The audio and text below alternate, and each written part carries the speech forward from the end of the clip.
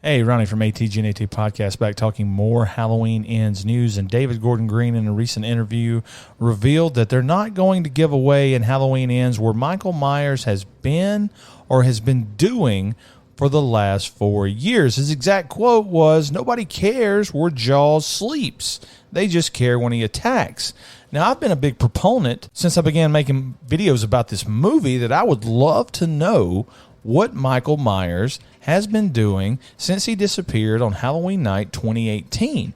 But David Gordon Green in this interview has made a great point in the fact that people really shouldn't care where Michael Myers has been. What is the big fascination, including with myself, of wanting to know where he's been sleeping, what he's been eating, has he been interacting with anybody? As Halloween fans, some people don't want to know anything, and that's okay.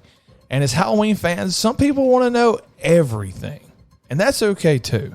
And I think I fall into the camp of I want to know as much detail as I can about Michael Myers. And I understand that most people think that you shouldn't ask a lot of questions about the boogeyman because the more answers that you find, the less random and scary. I think it was wise for David Gordon Green to go ahead and get out in front of this because I think he knows, and he's been monitoring online, I think he knows that a lot of people are going to want to know where Michael has been. So if he goes ahead and he throws it out there, hey, we're not covering that, guys. We're covering these characters, and then boom, Michael Myers is going to pop back into the picture. We're not going to tell you where he's been using the bathroom, how he's been eating, if he's changed clothes, if he's taken the mask off in the last 4 years. So don't get your hopes up. Go into this movie knowing that this, and this is what's going to happen. And I think that's really smart on his part because there's going to be a lot of criticism, whether it's warranted or not, for Halloween Ends because people already think it's either going to be horrible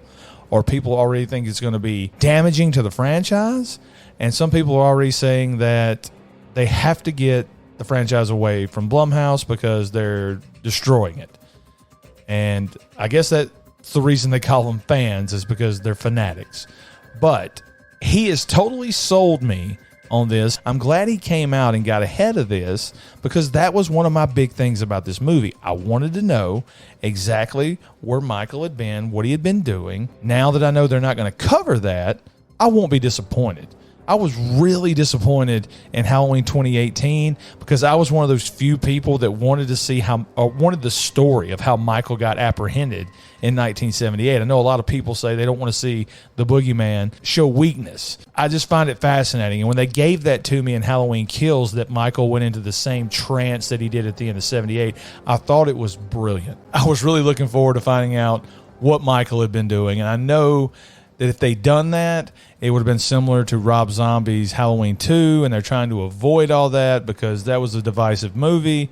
So it's probably a wise move by David Gordon Green to just avoid that whole subject. So hit me in the comments below. Do you agree with what he's saying, or would you have liked to have seen where Michael Myers has been and what he's been doing for 4 years? If you like this video, if you enjoyed this content, give us a like. Comment in the section down below and let me know everything you agree or disagree with. If you want to check out our podcast, we're available on iTunes, Spotify, Google Play, Stitcher, anywhere you can find podcasts. The ATGNAT podcast is there. I recommend checking it out. It's a really good show. We need people to listen.